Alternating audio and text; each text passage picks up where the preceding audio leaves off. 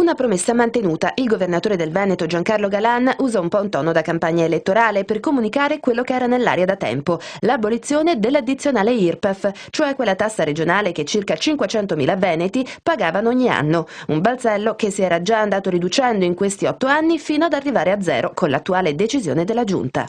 Le tasse le mettono coloro che che spendono male i soldi. Le tasse vanno messe nelle regioni che non sanno offrire una sanità decente. Le tasse si tolgono ai cittadini la cui amministrazione dà un servizio eccellente e riesce anche a contenere i costi. I virtuosi pagano poche tasse.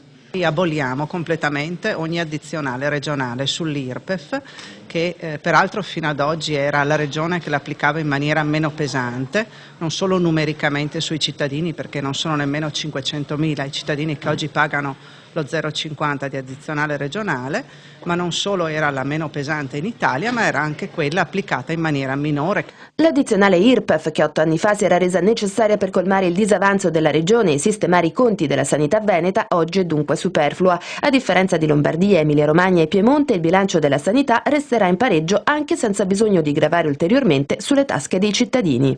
Noi questo gettito lo abbiamo sempre utilizzato per ripianare il deficit della sanità, peraltro un deficit minimo che permette ovviamente alla nostra sanità di essere tra le migliori e le più eccellenti in Italia e in Europa.